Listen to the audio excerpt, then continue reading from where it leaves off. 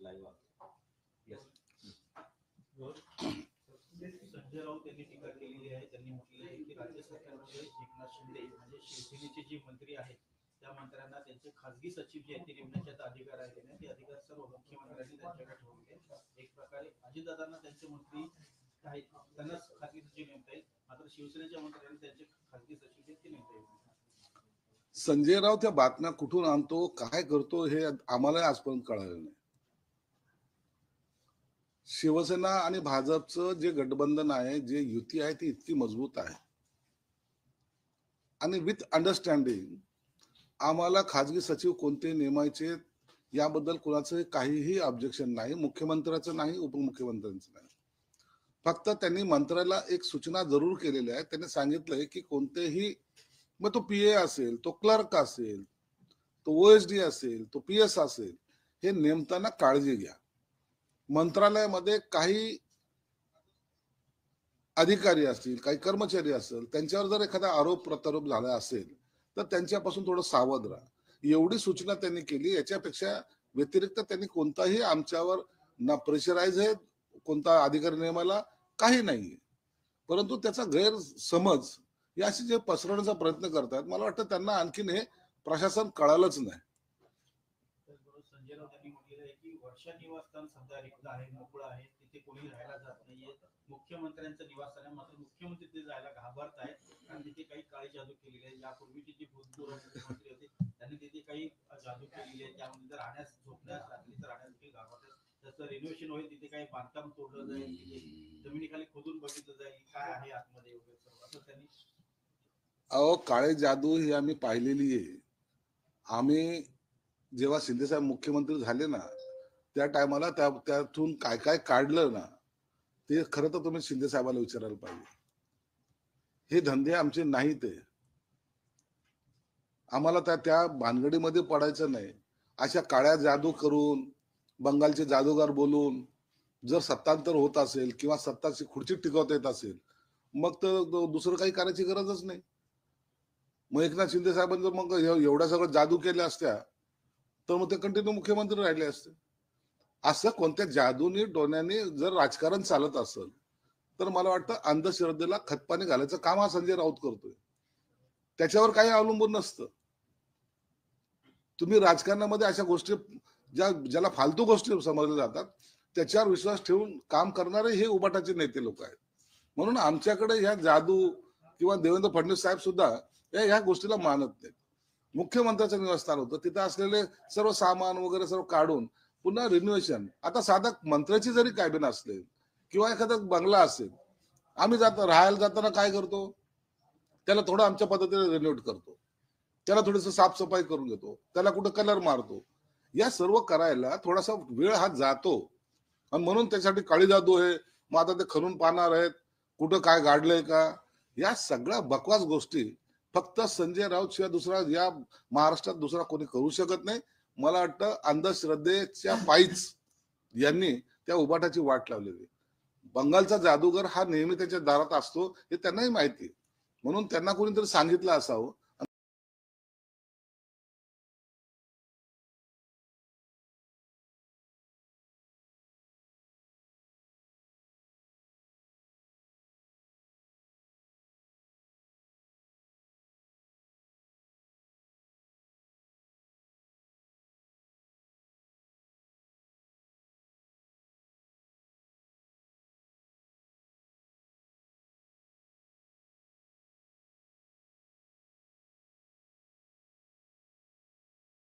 काही कामं केलेली आहेत, त्यांची बिलं थकलेली आहेत, हे नाकारता येत नाही. परंतु त्याच्यामुळे काम बंद होईल अशी कोणतीही परिस्थिती नाही.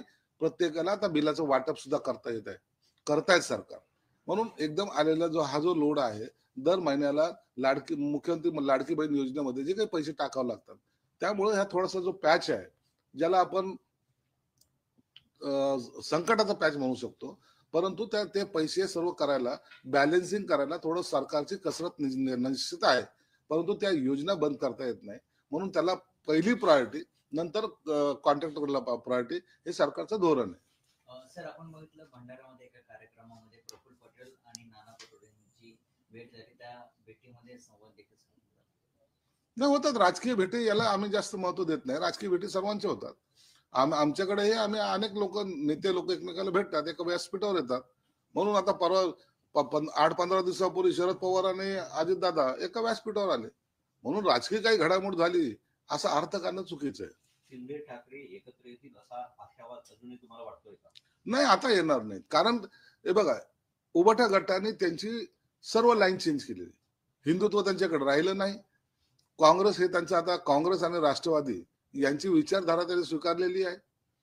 त्यांना आता मुसा सारखे देशद्रोही लागतायत.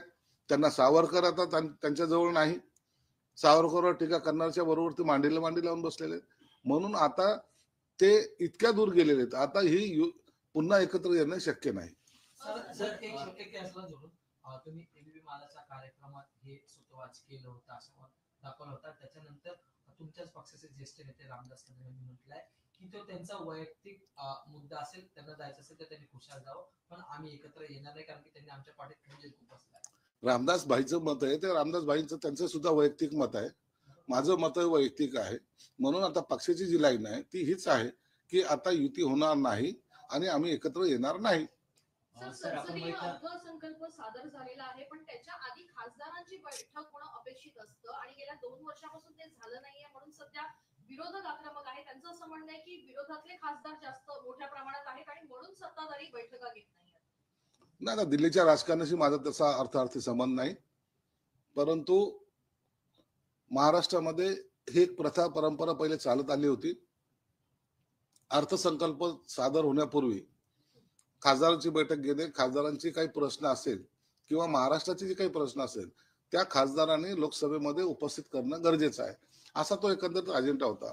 परंतु कोणत्या कारणामुळे घेतली गेली नाही याबद्दलची मला कल्पना नाही. पण सध्या महाविकास आघाडीचे खासदार मोठ्या प्रमाणात आहे. तुम्हाला वाटतं की दिल्लीमध्ये राज्याचे प्रश्न सुटतील किंवा ते प्रश्न मांडतील असं अपेक्षा वाटते?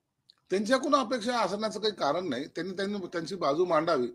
महाराष्ट्राच्या हितासाठी जोही खासदार कोणत्याही पक्षाचा असेल त्यांनी जर बाजू मांडली तर त्याचं स्वागत आहे. परंतु महायुतीचं सरकार सुद्धा त्याच पद्धतीने दिल्लीच्या सरकारकडे आपल्या महाराष्ट्रासाठी सर्वात जास्त काय घेता येईल यासाठी प्रयत्नशील निश्चित आहे. आणि आमच्या प्रयत्नाला तुम्ही पाहिलं असेल, गेल्या सत्तेमध्ये 2.5 वर्षातही भरपूर असा निधी हा केंद्राकडून आपण घेतलेला आहे. सर, मुंबई महापालिकेचा बजेट 4 तारखेला सादर केला जाणार. खरं तर तिसरी टर्म असणारे लोकप्रतिनिधी नाहीत आणि अर्थसंकल्प सादर करणारे त्याच्यात 10,000 कोटीची ठेवी पुन्हा कमी झालेली कसं? 10,000 कोटीची ठेवी कमी झाली तर ते कदाचित विकासाच्या कामाला कुठे त्यांनी लावले असेल. त्याचा सर्व हिशोब त्यांनी कदाचित मुख्यमंत्री साहेबांना दिले असेल. परंतु हा जो अर्थसंकल्प सादर होणार आहे त्या अर्थसंकल्पामध्ये सुद्धा पुन्हा मुंबईकरांना काय देता येईल, मुंबईकर हा त्याच्याकडून वसुली करण्यासाठी तो काही नाहीये, तर त्याला आपण देणं लागतो, ही भावना या अर्थसंकल्पामध्ये सुद्धा तुम्हाला दिसून येईल. सर, नितेश राणे असं म्हणतात ते महायुतीला सत्तेत आणण्यासाठी हिंदू समाजाने मोठी ताकद लावली होती. त्यामुळे आम्ही धर्म परिवर्तन कायदा सोडा कायदा समोर आहे, त्यांचं मत आहे. ठीक आहे, चांगली बाब आहे ना. खऱ्या अर्थाने यावेळेला लोकसभेला आणि विधानसभेला ज्या पद्धतीने निरेटिव्ह सेट केला गेला होता आणि सर्व मुस्लिम आमच्या विरोधात टाकण्याचा प्रयत्न केला होता, दलित समाजाला आमच्या विरोधात करण्याचा प्रयत्न केला होता, म्हणून सर्व हिंदू समाज एकत्र येऊन त्यांनी मतदान केलं, हे निश्चित नाकारता येणार नाही. म्हणून त्यांच्या सुद्धा एकतेमुळं आम्हाला त्याचा फायदा झालेला आहे आणि सत्ता परिवर्तनासाठी तो एक मोठा बेस सुद्धा आहे. सर, बीड प्रकरणामध्ये अंजली दमानिया यांनी खुलासा केलाय की त्यांनी जे मुख्यमंत्री देवेंद्र फडणवीस यांना जे पुरावे सादर केले होते त्यांचा अवधी देखील संपलेला आहे आणि या संदर्भात खळबळजनक दावा ते उद्या करणार आहेत. पण तत्पूर्वी धनंजय मुंडे यांचा राजीनामा का घेतला जात नाहीये या संदर्भात पुन्हा प्रश्न उपस्थित करण्यात आलेला आहे. बघा, त्यांनी जर काही पुरावे दिले असेल मुख्यमंत्री साहेब त्यांचे निश्चित त्याचा दखल घेतील, त्या पद्धतीने कारवाई सुद्धा केली जाईल किंवा चौकशी सुद्धा केली जाईल. परंतु धनंजय मुंडेंचा राजीनामा घेणं हे अजितदादा त्यांच्या पक्षाचे जे नेते ते त्यांचा विषय आहे.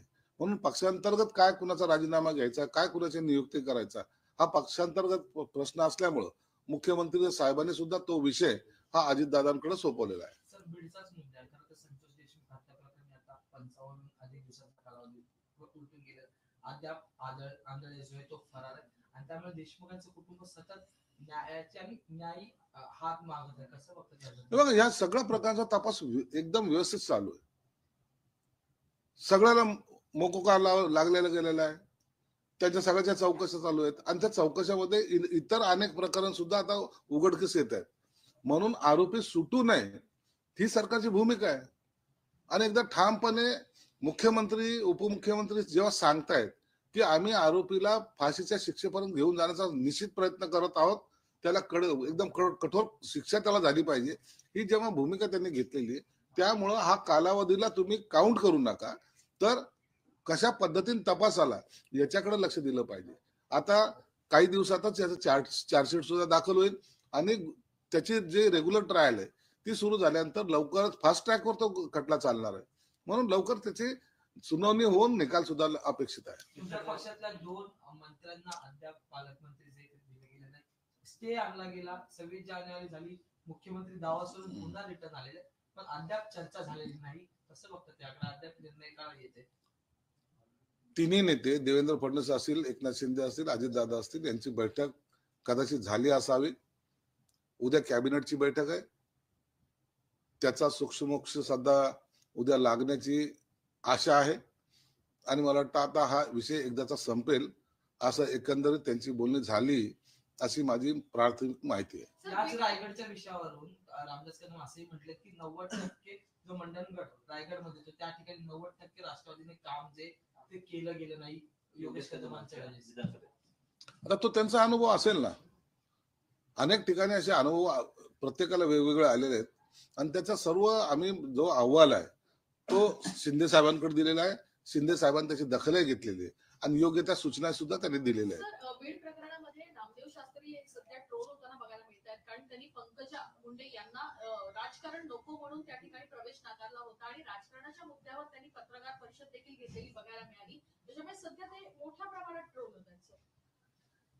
संत महंत कोणत्याही जाती धर्माचे असो, कोणत्याही पंथाचे असो, अपेक्षा अशी आहे की सर्वसामान्य कोणीही असेल त्याला न्याय द्यायची भूमिका ही संत महंताची असली पाहिजे. त्या पद्धतीने नामदेव शास्त्रींनी जी काही वक्तव्य केलंय त्यांना कशा अर्थानं केलं त्याबद्दल मी भाष्य करणार नाही, परंतु सर्वसामान्याची अपेक्षा, देशमुख कुटुंबाची बी अपेक्षा किंवा धनंजय मुंडेंची अपेक्षा, ही सर्वांचीच अपेक्षा आहे की त्यांनी न्यायिक भूमिका घेतली पाहिजे. म्हणून त्याच्यावर आजच्या घडीला जास्त भाष्य करणं उचित नाही. सर, शिवसेनेचे मंत्री जनता दरबार भरवणार आहेत. आठवड्यातील 3 दिवस खरं तर लोकांसाठी त्या ठिकाणी उपस्थित राहणार आहेत. काय सांगाल?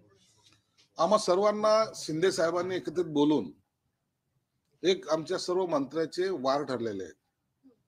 त्या वेळेला त्या मंत्र्यांनी आमच्या पक्ष कार्यालयात उपस्थित राहून मंत्रालयातील कोणत्याही खात्याचे प्रश्न असेल ते सोडवण्याचा, सर्वसामान्यांचे प्रश्न सोडवण्याचा प्रयत्न त्यांनी केला पाहिजे. माझ्याकडे जे खातं आहे त्याचं तर काम मी करणारच करणार, परंतु इतर खात्याच्या मंत्र्यांना सुद्धा ते एक प्रश्न सोडवण्यासाठी त्या सर्वसामान्य माणसाला घेऊन जाणं हा त्याच्या मागचा उद्देश आहे. मंत्रालयाच्या दारामध्ये येऊन खेट्या मारून अनेक जण वापस जातात. त्यावेळेला त्यांना दिलासा द्यायचं काम या माध्यमातून होणार आहे. म्हणून बाळासाहेब भवनला सोमवार ते शुक्रवारपर्यंत सर्व मंत्र्यांच्या या त्याला ड्युटी म्हणता येणार नाही पण जबाबदारी वाटून देण्यात आलेल्या आहेत. पण मुंबई महानगरपालिका किंवा इतर महानगरपालिका निवडणुका तोंडावर आहेत आणि अशा परिस्थितीमध्ये सगळेच राजकीय पक्ष आपापल्या परीनं तयारी करताना बघायला मिळतात. महायुती म्हणून एकत्र लढणार असल्याचं जरी वारंवार सांगण्यात आलं असलं तरी भाजप मात्र स्वबळाचा नारा अनेक ठिकाणी देताना बघायला मिळते. शिवसेनेची भूमिका काय? बघ, भाजप पक्ष आहे त्यांचा, तो त्यांनी त्यांचा नारा द्यावा, त्यात काही गैर नाही. आम्ही पण दरवेळेला सांगतो की आम्ही महायुतीमध्ये लढणार आहोत. महायुती बरोबर लढल्यानंतर मुंबईची जनता ही तुम्हाला निश्चित बहुमतामध्ये या मुंबई महानगरपालिकेमध्ये सत्तेत बसवेल. परंतु ऐन वेळेची परिस्थिती काय होईल, कोण युती कितपण टिकेल नाही टिकेल हा प्रश्न आता उपस्थित होत नाही. परंतु आम्ही महायुती म्हणूनच लढण्याच्या भूमिकेत आहोत.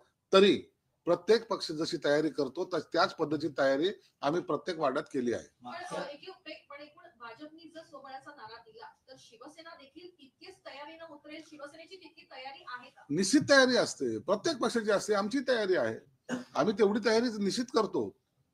परंतु पुन्हा सांगतो की आम्हाला महायुतीमध्ये लढणं आपल्या मतामध्ये फाटाफूट होऊ नये म्हणून आमची ही भूमिका आहे.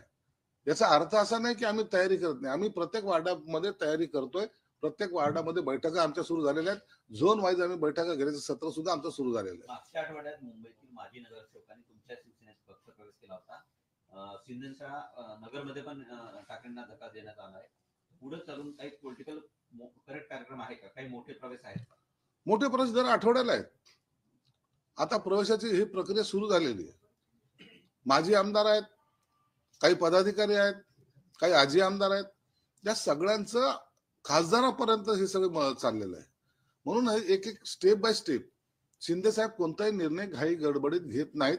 एक योग्य वेळेला योग्य कार्यक्रम हे त्यांचं धोरण असल्यामुळं आता एकेकाचे प्रवेश घेणं या आठवड्यापासून सर्व सुरू आहेत आणि ऐन वेळेला म्हणजे जे काही मेन टार्गेटचा जो पॉईंट येईल त्या टायमाला मोठा प्रवेश हा आमच्या पक्षात होणार आहे.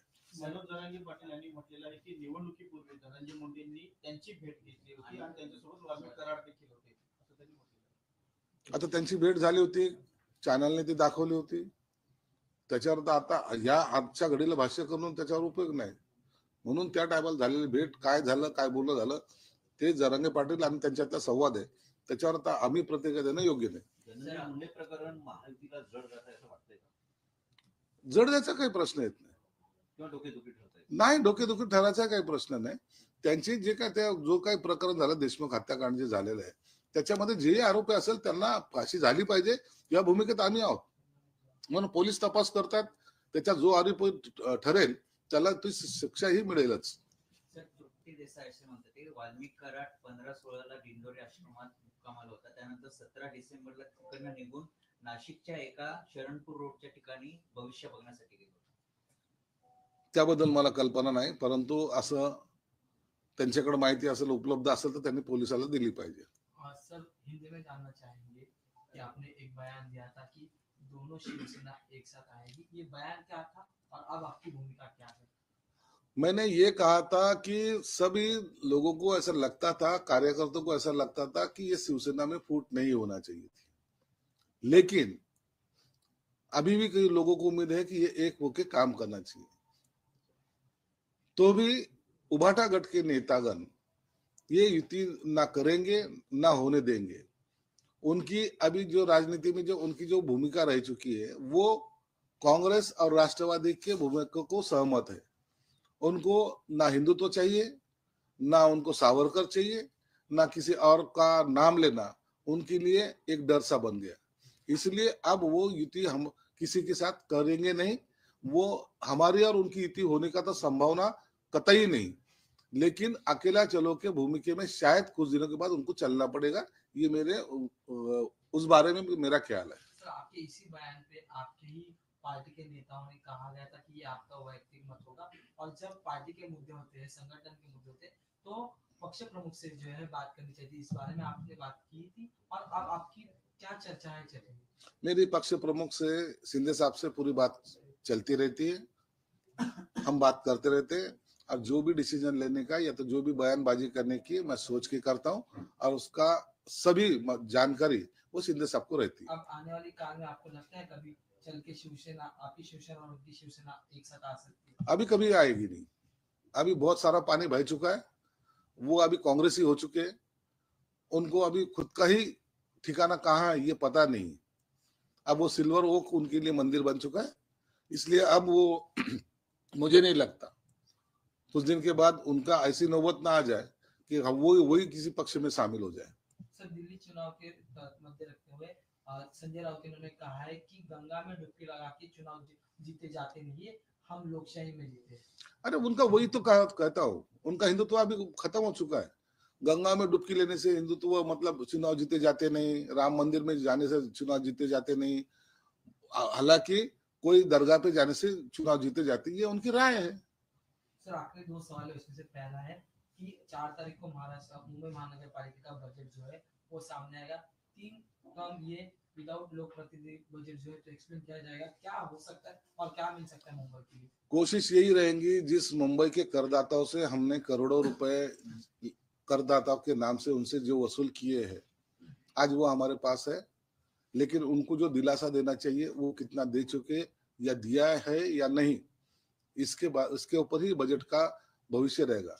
हम चाहते हैं मुंबई के लोगों को सबसे ज्यादा सुविधा देना चाहिए, उनसे कर वसूली जो करते हैं उसका रिटर्न्स उनको मिलना चाहिए। इसलिए आने वाले अर्थ संकल्प में उसका छवि आपको दिखाई पड़ेगी। राज्य सरकार के जो कॉन्ट्रैक्टर है उनके पैसे दिए गए नहीं है, 80,000 कोटी की जो है पेंडिंग है, इसलिए कंत्राटदारों ने पूरे महाराष्ट्र में काम बंद किए।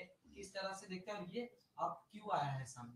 नहीं, कंट्रैक्टदारों के पैसे रोकने की वजह एक है कि अभी जो इलेक्शन के पहले जो जो घोषणा की गई है, जो लोगों को मुख्यमंत्री मेरी लाड़की बहन योजना हो या बच्चों की हो और किसी की हो, ये सब योजना को जो पैसा लगा है वो पैसा ज्यादा तौर से इसी माध्यम से गया है। अर्थ संकल्प है उसमें तरतूद भी की गई थी।